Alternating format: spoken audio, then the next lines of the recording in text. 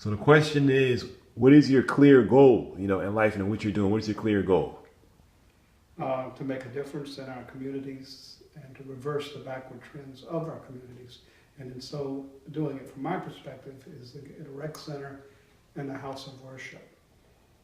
So I have a clear goal, and the goals include two things: opportunities with regards to time, and secondly, resources with regards to the means by which to reach my goal. So I do have the resources in that I sold my building. I thought I would have a building before now. And the opportunities are more limited because... Oh, excuse me, when did you sell your building? Pardon me? When did you sell your building? I didn't hear you. When did you sell the building? I sold the building a year and a half ago. Okay.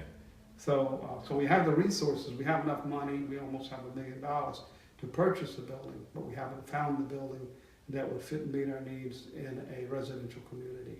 So our resources are there, but the opportunities haven't been there. So that's where we need to work greater on our opportunities. We have that. Just having the resources doesn't mean you have the opportunities. And we got to make greater opportunities to be able to use these resources to get the kind of building we need to further our vision. Okay, so what about you, Cleus? What is your clear goal? You know what I mean? We talked about was it drive, vision, and now thirdly, clear goal.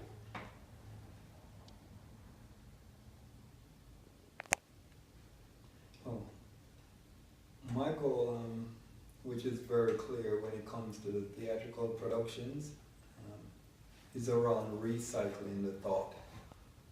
And the whole aspect behind that is basically giving someone a new perspective of how do you look at a situation or a circumstance or a scenario.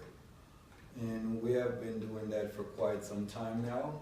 And I think because that works, then we'll continue to use that as a clear goal, that basically you can give someone a different perspective of how they look on something.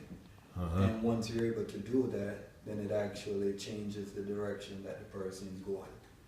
So our clear goal is recycling the thought, which is basically saying, hey, you have this old way of thinking. Let's show you a new way of how to look at something. And once you gather a new way of looking at something, then it opens up a new possibility. So that's our clear goal, recycling the thought, basically giving someone a different perspective on life. And at RMS, just I'll speak for me, we're all part of RMS, of course our clear goal, like also in our motto is just to let people know, of course, that they have the power to make a change in their community, just like I said last time, I believe, last one of the older videos, how people look at the government and they say, they're doing this, they're doing that, look at what they're doing. And they say, well, I can't do anything really because I'm not an elected official, And a lot of times they don't know that, they don't realize that, hey, you can make a change too. You don't have to be in office, and everyone in the country, has a voice. And it's not just a cliche thing. They have a voice whether they're voting, they have a voice. Even when you're not voting, you have a voice because, people who have the ability to bring bills and laws up that can be voted on. Even for instance with them legalizing marijuana, you know what I mean? People may not agree with that, but the reality is that people call for that. People call for legalization of marijuana. Same thing, the same drug that people are in jail and prison for right now. People call for it to be legalized, and in many states it is. But those because people ask for that. People have power too. So.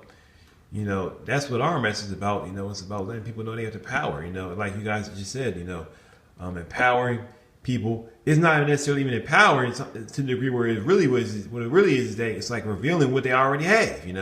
Like if someone is deceived, a lot of people are deceived into thinking they don't have what they do have. So that's kind of what it's what it's about. So I'd like to add something. What Cleve said is very important for old folks. Because when I first started my work years ago, it was very radical, and I was considered very liberal. But now things have caught up with me, and I can be very conservative in my liberal way of doing things. and not be open to new venues of looking at the situation and coming up with new perspectives and answers. And that's where younger people with the older people can encourage one another and enlarge our visions. Exactly. You know, we're so glad to have you know, Reverend Larry Falcon here because because you, Larry, have great experience with community organizing and all that kind of stuff from years and years.